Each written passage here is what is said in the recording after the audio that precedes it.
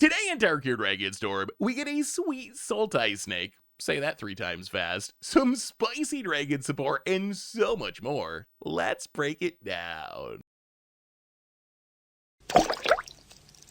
Hello everyone, it's Seth, probably better known as Saffrana with, and it's time for another daily dose of Tarkir Dragonstorm spoilers. So we've reached the end of week 1 of spoiler season, but don't worry, there's a whole nother week of spoilers coming, and we have some sweet stuff to talk about today, which means we should probably jump right into it. Start talking spicy new Tarkir Dragonstorm cards. Before we do, 2 quick reminders. First, if you need any of these cards, you can snag them from our sponsor Card Kingdom over at cardkingdom.com/MTGGoldfish. Second, to keep up on all the latest previews throughout the day, you should head on over to MTGpreviews.com.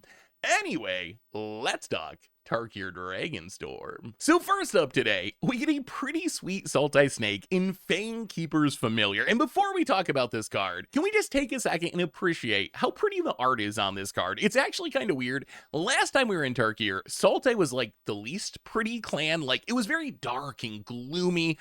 Now Sultai is like the most bright and vibrant, just as far as aesthetics and colors. So really interesting change there. The card itself is actually very good. So it's a 4-mana Sultai 3/3 snake with flash. It says when it enters, you choose one of gain 3 life and surveil 3, destroy target enchantment, or counter target creature spell. The first thing I thought of when I saw this card is this is basically 2025 Mystic Snake. Mystic Snake, kind of an iconic old creature from 20 years ago, this Sultai snake that would flash in and counter a spell. This is kind of the upgraded power creepy version. Yes, it's maybe not as good at just countering a spell, since Mystic Snake can counter any spell. Fangkeeper's Familiar only gets creature spells, but Fangkeeper's Familiar makes up for this by doing a ton of other things. The biggest deal about this card is if you don't have anything to counter, it has a really solid ETB. Gaining 3 life and surveilling 3 on a 3/3 flash body is actually very, very good. And then destroying an enchantment, oddly relevant in our current standard format. So I think in general, this is a big upgrade to Mystic Snake, and it should be a pretty powerful card. So if you think about what this does, there's not a card in Magic that gains 3 life and surveil 3, but I would say surveilling 3 is at least equivalent to drawing a card. So it's actually like enters the battlefield revitalize, and in some decks, if you care about your graveyard, it's actually better than drawing a card, I think. So that mode is actually very powerful, especially when you add flash on a 3/3 body to it, which means you can probably flash this in during combat and ambush one of your opponent's creatures, and then you get a Demystify, you get an Essence Scatter. When you add all this together, it's one of those cards that it seems like it's going to be hard for it to ever truly be bad. Like, the baseline mode of gain 3 life and surveil 3 is a very high ceiling, and then if you're like getting your opponent's bomb with Essence Scatter or blowing up your opponent's super important enchantment, the card's just straight up busted. So as I mentioned before, one of the upsides of this card is since it's a 3/3, there's actually a pretty realistic chance that you can flash this in and like eat a Hired Claw or a Novice Inspector or some aggro threat in combat, while also surveilling and gaining some life, which is a really huge swing.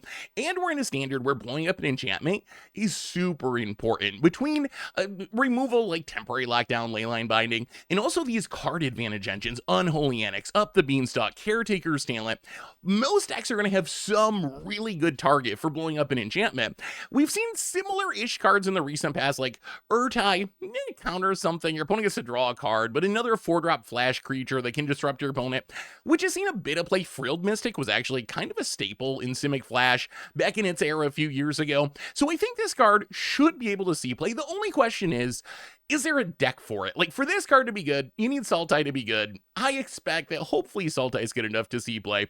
There's not like a pre-built tier home in standard for you to jam this card into, but I think once we see the full set and get the full context of what Sultai looks like, I would be surprised if this card didn't at least have a chance to be very good in standard. We also got a new Hate Bear Dragon in Clarion Conqueror. So it's a 3-mana 3/3 white dragon with flying, and it says activated abilities on artifacts, creatures, and planeswalkers can't be activated. So this card's notable for 2 reasons. First, it's actually a really good hate piece. Second, it's just a cheap dragon, and being a cheap dragon actually has relevance in some scenarios. So if you think about what this card is, Closest comparison, probably Damping Matrix, a 3-mana artifact that locks down activity abilities on creatures and on artifacts. It's also like a Stony Silence mixed with a Curse Totem, mixed with a Lamvala Keeper Silence. The big twist here is shutting down Planeswalkers, which in a lot of matchups doesn't really matter, but there are going to be some matchups where being able to lock down your opponent's Planeswalker is a huge deal, and I think this is one of the best versions of this effect. The only thing to keep in mind, and this is a good thing, it's a symmetrical effect. So you don't want to play this in a deck that has a bunch of planeswalkers or creatures or artifacts with activated abilities, because it's going to end up stopping your deck as well. But if you build around this, it can be very effective at shutting down your opponent. So in Standard, it shuts down any planeswalker. Planeswalkers just don't do anything while this is on the battlefield. So it means Kaido doesn't do anything, Jace doesn't do anything, the new Ugin doesn't do anything. It's also very good against Zur. Like, Zur can't activate to turn the Overlords into creatures, shuts down mana dorks like Llanowar Elves, shuts down Repurposing Bay, hoses all the vehicles from Aether Drift, so there's actually quite a few good targets for this card. The other big deal in Standard, as I mentioned before, is this is a 3-mana dragon, which makes it one of the cheapest dragons in Standard, so if you're trying to turn on Mox Jasper, or you want a cheap dragon on the battlefield for Behold purposes, for Caustic Inhale, or Sarkin, this is going to be one of the best ways to get this job done. Once you get back to older formats, the card becomes even better. Also, don't sleep on this being a 3-mana 3/3 flyer. Those are like above the curve stats, so you're getting a good fast clock out of this as well. But in Modern, I mean, this locks down Grinding Station almost in totality. You can't Grinding Station, you can't Mox Opal, you can't Haywire Might, you can't Emery, shuts down Emperor Bones in the Blink deck, shuts down Relic of Progenitus if that's relevant, shuts down Planeswalkers like Jace Wielder Mystery, Karn the Great Creator. The only question for this card in Modern is it better than the other options? Like, if you just want to shut down Grinding Station, you can do the same thing with Stony Silence for 1 less mana, or Collect Roof for 1 less mana. So that's going to be the question for this card. Is it worth paying a little bit more mana for a much better and much more evasive body, and to be able to hit on some extra stuff, hit on creatures and planeswalkers as well as artifacts? We're going to have to wait and see. I think the answer is probably going to be, it depends on the deck. Some decks are just going to want the speed. Other decks might really want this flying body. I think this card might be even better once you get back to even older formats. It shuts down One Ring activations. It shuts down Psychic Frog. If you go all the way back to Vintage, the best deck in the format is a Mishra's Workshop deck, where you're just looking to dump all these big artifacts like the One Ring and Coveted Jewel into play, and that's kind of your game plan. And there's even a White Taxes style deck, the Initiative deck with White Plume Adventure, that already wants to play these taxing effects. So I think this card, thanks to its ability to hit on Psychic Frog, one of the big decks in Vintage, Artifact decks, the other big deck in Vintage, and to shut down all the Power 9 artifacts, all the Moxen and Black Lotuses, probably means this is a good Vintage card as well. In Commander, I have mixed feelings on this card. So on one hand, the card is very strong. If you're playing Dragon, you can get this into play on turn 2. And then in Commander, it is going to really hose Mana Rock players and really hose Mana Dork players. So if you're just playing all the green ramp in your Dragon deck, this shouldn't hurt you too much, and it's going to absolutely ruin your opponent's day. The problem I see with this card is a lot of Commander players really hate Stax pieces, and if you're someone that's playing Arcane Signet and Sol Ring and Birds of Paradise, you're going to have to get this off the table. And if you don't have a removal spell, your best option is going to be try to kill the Dragon player that has the Clarion Conqueror. So it might actually be one of those cards in a weird way that's like too good for its own good. Not that you can't play it or whatever, but I do think this is going to draw a lot of heat in some pods, because this is just going to absolutely wreck some decks. So Clarion Conqueror, the card's kind of wild. Like, I am surprised that we're seeing a 3-mana 3/3 flying hate piece that is this strong. At least it's symmetrical. I love symmetrical Stax pieces, because at least it makes you build around them a little bit. But the card seems like a good sideboard option in Standard and back in older formats especially, and it probably sees some super annoying Commander play in Dragon decks. We also got a new blue 3-drop in Dragonologist. So Dragonologist, 3 mana for a 1/3 human wizard. When it enters, you look at the top 6 cards of your library. You can reveal an instant sorcery or dragon to put in your hand. The rest go on the bottom in a random order, and then untapped dragons you control have hexproof. So Dragonologist is actually kind of interesting.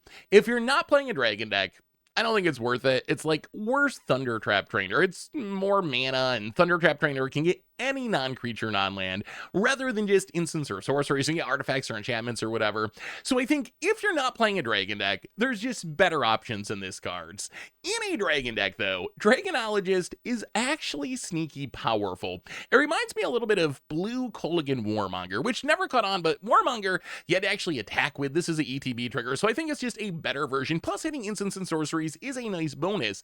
But in a dragon deck, I think this card is actually kind of insane, because giving all your untapped dragons hexproof is very, very powerful. So this enters, you get to hopefully snag a dragon, which you want to do anyway, and then let's say you have a Shiko, which has vigilance. This thing's going to be really hard to kill if you don't actually have a sweeper, or you can just get Stormscale Scions, your Rennie. There's so many good dragons in this set, so I think this could be like a staple level card for dragon decks. Once you get back to Commander, this card I think is very good in basically any dragon deck, but it's going to be at its best in dragon decks where you really want to protect your commander. Like Miram, for example. If Miram sits out on the battlefield, it will win you the game by just copying all the dragons that you play. It's so absurdly powerful. So Miram's a huge removal target. Having this on the battlefield to give Miram hexproof, and then you just choose not to ever tap your Miram. Like, don't attack with it. Just let it sit out like this weird super Panharmonicon effect. It's probably going to be able to win you the game. Or like same with Scion of the Ur-Dragon. You can make sure that you can attack with this card and at least get in one hit and do one shenanigan with it before your opponent kills it. So I think that's where it's going to be at its best. The other trick with this card is just give all your dragons vigilance. And there's quite a few cards that can do this. Chroma's Memorial, Alciran Armory, Heliod God of the Sun, Radiant Destiny. If you give all your dragons vigilance, this is 3 mana draw a dragon, and give all your dragons hexproof because they're always going to be untapped, which seems kind of absurd. So Dragonologist, I don't think it's a Spellslinger card. I think if you're a Spellslinger style deck or a control deck without dragons, there's just gonna be better options. Although some sort of like control deck with dragon finishers, this could be fine. So in that context, I think you just play Thundertrap Trainer. But in a dragon deck, thanks to that hexproof for untrapped dragon mode and replacing itself, presumably with a dragon, I think Dragonologist is actually kind of a legit bomb. We also got our Simic Siege enchantment in Glacierwood Siege. So Glacierwood Siege, 3 mana for an enchantment. When it enters, you choose Temur or Sultai. If you choose Temur, whenever you cast the instant or sorcery spell, target player mills 4 cards. If you choose Sultai, you can play lands from your graveyard. So this card is kind of weird. The weirdest part of this card is, why is the Temur mode the mill mode? Honestly, both modes kind of feel Sultai-ish. You don't really associate adding red to a Simic card, turning it into a mill effect. The only thing I can think of is, in the broader context of mana, Temur being the mill color is really weird, but in the context of the set itself, it actually makes a lot of sense because of the Harmonize mechanic, which is a Temur mechanic, so I assume that's why it's the mill mode, even though if you want to be like, why is the red mode the mill mode, I totally understand that. So Glacierwood Siege, if you think about what this is, there's actually not a great comparison for the Temur mode. It's more flexible than Gutter Snipe, our example card, would suggest. Gutter Snipe, whenever you cast an instant sorcery spell, it deals 2 damage to each opponent. The comparison here is, if you cast 10 spells with a Gutter Snipe, you win the game. If you cast 10 spells with a Glacierwood Siege and target your opponent with a mill each time, you mill 40 cards, which could be enough to win the game depending on the scenario. You might need to cast like 11 or 12, but essentially you can play this and try to do the Spellslinger thing and mill your opponent totally out of the game. So that's why it's a little bit Gutter Snipey-ian. The Sultai mode, pretty straightforward. Crucible of Worlds, we've seen quite a few of these. It's actually kind of funny. A few years ago, if you wanted to play lands from your graveyard, it was literally just Crucible of Worlds. There were like 20 years worth of Magic cards, and this was the one card that let you play lands from your graveyard. Now we actually have 2 other of these effects in Standard with Conduit of Worlds and also Walk-in Closet, Forgotten Cellar. So if you're just interested in playing lands from your graveyard and you're not really doing the Spellslinger mill thing, I'm not sure this is the best option. I think Walk-in Closet is actually just better since Forgotten Cellar is kind of busted, and Conduit of Worlds has some big upside as well. So what do we do with Glacierwood Siege? I think the idea of this card, I imagine, is it's supposed to be a card that you play in like the Temur Harmonize deck. You cast your Harmonize cards, you mill yourself to find more Harmonize cards, and then if you find an extra copy, you can put it on Sultai, start playing lands from your graveyard. So I imagine that's the idea of this card, although what I'm excited to do with this card is build a mill deck in Standard. I've already been messing around with mill ever since we got River Churn Monument. which is a very powerful mill effect. You can like Jace Perfected Mind mill 15. Maybe if you have 2 Jaces, you mill 30, and then River Turn Monument, you exhaust it, you mill the rest of your opponent's deck. The problem is, we really only had 2 good mill spells in Standard. It's Jace and River Turn Monument. Those are the 2 that are actually kind of passable, and there's not really good backups. So the decks tend to be control decks, where I'm just playing all these counter spells, removal spells, sweepers, trying to stay alive while I find my mill pieces. Glacierwood Siege seems perfect for that. I can play this early, put it on Teamer, and as I'm just killing your stuff, countering your stuff, drawing some cards, I mill you a bunch of cards. That's either going to speed up the Jace kill, or it might even support the River Turn Monument exhaust kill all by itself. So maybe we'll see some Sultai mill action in Standard. I'm definitely planning on building the deck. In Commander, the card is awkward. The colors make it awkward. If you think of the kind of decks that would want this, the kind of decks that play a Crucible of Worlds effect, you're really looking at stuff like Thalion the Gitrog monster, Lord Windgrace, Gitrog monster, which can't really play Glacierwood Siege because it's in Simic, so the colors don't line up. I guess like Flubs the Fool might be a good home, Asai, the Wise Mothman, but still, if you're just playing this card for the Sultai mode, I think you're just better off playing Walk-in Closet or Conduit of Worlds or one of the other options that does the same thing and I think offers more upside. So that leaves us with, can we play this in some sort of spell slinger deck? And the answer is yes, I guess, but here again, the colors are kind of awkward. Like, you can play it in Sidisi or Grolnak, but you can have enough spells to really power it up if you're going on the Teamer mode, because those decks kind of want a lot of creatures to work with your commander's ability. So I think this is a powerful card, but I haven't really found a deck that I want to put it in Commander. I'm curious, if you have a commander that you're like, I can't wait to put Glacierwood Siege in, let me know what that commander is, because I feel like this should be a good commander card.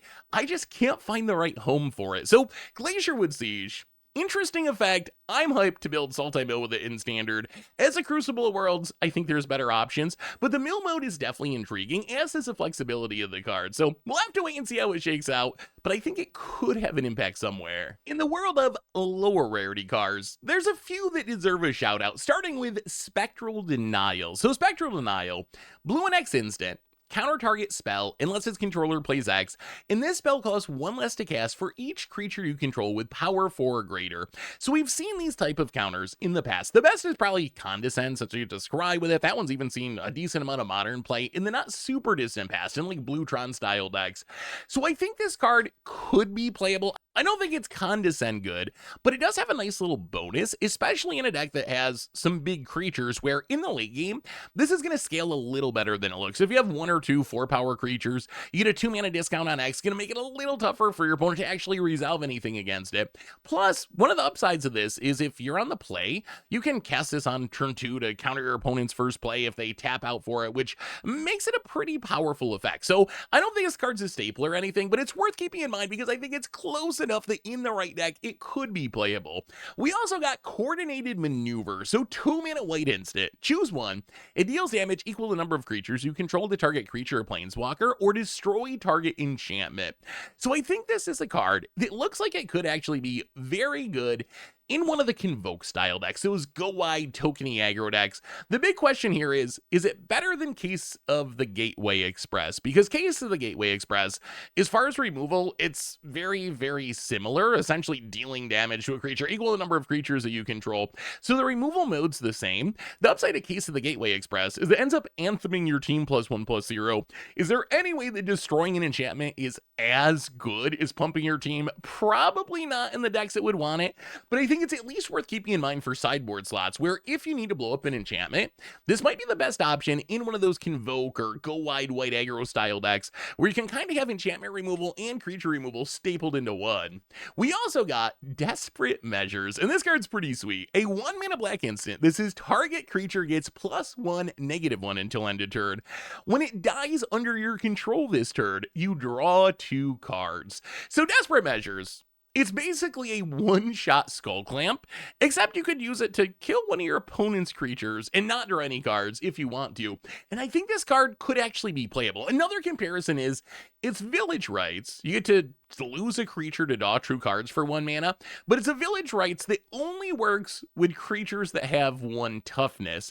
So the upside compared to Village Rites, like I said before, is you can use it on your opponent's creatures, and if you look at the 50 most played creatures in Standard, there's actually quite a few that Desperate Measures can either for sure kill or hopefully kill. So like, you should always be able to snipe a Llanowar Elf or a Deep Cavern Bat. Some of them, like Optimistic Scavenger, Heartfire Hero, if you get the timing right, you can snag it, but they do grow throughout the game, so not guaranteed to be able to kill them. But this is almost a full 20% of the 50 most played creatures in Standard that you can actually kill with Desperate Measures. So I'm not saying you just play this for value, but if you're in a deck that has a bunch of 1 toughness creatures that you actively want to sacrifice or want to have die, this could be a good main deck option because you can snipe a Llanowar Elf for a Heartfire Hero when you need to, and you can draw cards when you need to. So Desperate Measures, I think this card could be playable. It's going to take a specific deck to make it work, but in that deck, drawing 2 for 1, even if it costs you a creature, is a pretty sweet deal. Plus, being able to snag your opponent's stuff in a pinch is good as well.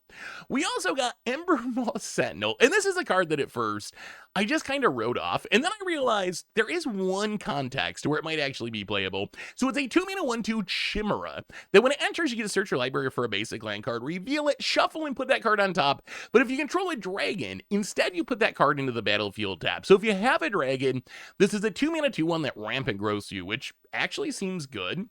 The problem is dragons are pretty expensive, but if you're playing changelings, like Changeling Outcast, Moth's Changeling, Universal Automation, then this is just play your Changeling on turn 1, play this on turn 2, rampant growth, and have a body left behind. So I think in a Changeling deck, it's worth keeping this card in mind. Not that it's busted or anything, but hey, a rampant growth on a body doesn't sound that bad.